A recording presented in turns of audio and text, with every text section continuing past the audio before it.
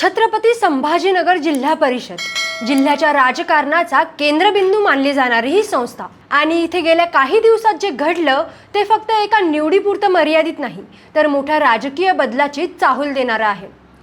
कारण काही दिवसांपूर्वी चित्र अगदी स्पष्ट होतं। शिवसेनेकडे बहुमत, सत्तेवर दावा जवळजवळ निश्चित आणि स्थानिक पातळीवर मजबूत पकड। पण अचानक समीकरणं बदलली, पडद्यामागे हालचाली सुरू झाल्या आणि ज्या ठिकाणी शिवसेना आघाडीवर होती तिथे भाजपने शांतपणे कोणताही गाजावाजा न करता आपलं गणित बसवलं। राष्ट्रवादी काँग्रेसच्या अजित पवार गटाला, प्रहार पक्षाला आणि अपक्षांना सोबत घेत भाजपने थेट सत्तेवर झेप घेतली।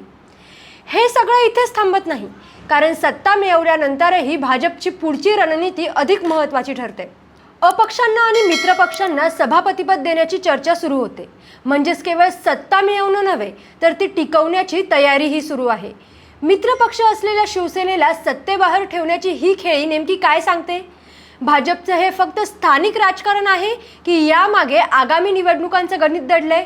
आणि सर्वात महत्त्वाचं म्हणजे या सगळ्या घडामोडींचे पडसाद पुढच्या काळात महाराष्ट्राच्या राजकारणावर कसे उमटणार? या सगळ्या प्रश्नांची उत्तरं आज आपण या विश्लेषणाच्या माध्यमातून जाणून घेणार आहोत। नमस्कार, मी प्राची आणि आपण पाहत आहात त्याचं काय महाराष्ट्र। छत्रपती संभाजीनगर जिल्हा परिषद, ज्याला जिल्ह्याचं मिनी मंत्रालय म्हटलं जातं, इथे घडलेली ही सत्ता उलथापालथ केवळ आकड्यांची गोष्ट नाही तर ती एक पूर्ण राजकीय रणनीती आहे।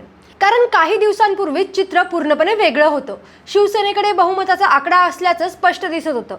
स्थानिक पातळीवर मजबूत पकड, पालकमंत्रीपद, आमदार खासदारांचं संख्याबळ सगळं काही शिवसेनेच्या बाजूनं होतं। पण राजकारणात शेवटच्या क्षणापर्यंत काहीच निश्चित नसतं आणि इथेच भाजपनं आपली खरी खेळी दाखवली। पडद्यामागे शांत सुरू असलेल्या हालचालींमध्ये भाजपने राष्ट्रवादी काँग्रेसच्या अजित पवार गटाला, प्रहार जनशक्तीच्या पक्षाला आणि अपक्ष सदस्यांना एकत्र आणलं आणि पाहता पाहता जिथे शिवसेना आघाडीवर होती तिथे भाजपनं बहुमताचा मॅजिक नंबर ओलांडला। आता इथे एक महत्त्वाचा मुद्दा समजून घ्यायला हवा। भाजपकडे स्वतःचे फक्त 23 सदस्य होते, पण त्यांनी अपक्ष, राष्ट्रवादी, अजित पवार गट, प्रहार आणि अगदी काँग्रेसच्या एका सदस्यालाही सोबत घेतलं आणि एकूण 31 सदस्यांचा आकडा गाठत सत्ता स्थापन केली। म्हणजेच ही केवळ संख्या नाही तर ती नेटवर्किंग आणि राजकीय संवाद यांची ताकद आहे।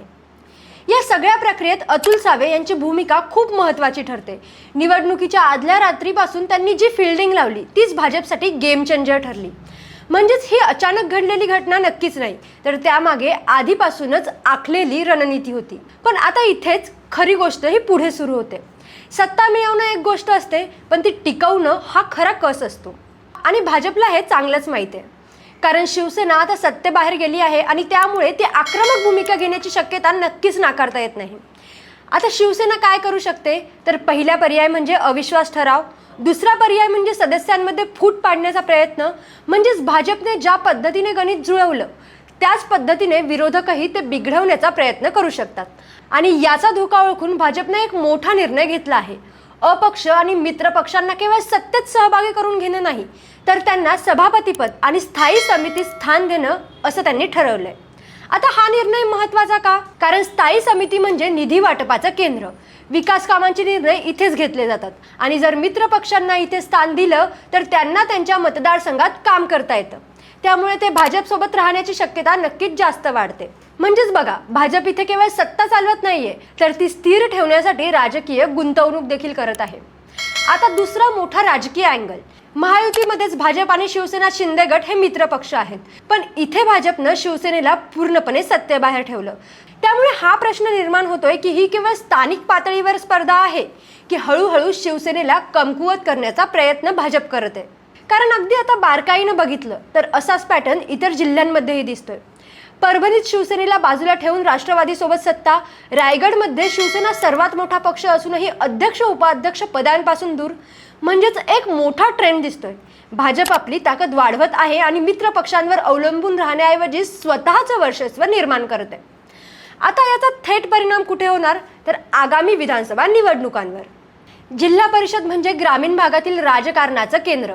इथूनच मतदारांचा संपर्क वाढतो, विकास कामं होतात आणि संघटन मजबूत होतं। आता भाजप जर इथे मजबूत झाला तर त्याचा फायदा आगामी विधानसभा निवडणुकीत नक्की होणारच। पण दुसरीकडे शिवसेनेसाठी हा मोठा राजकीय धक्का आहे।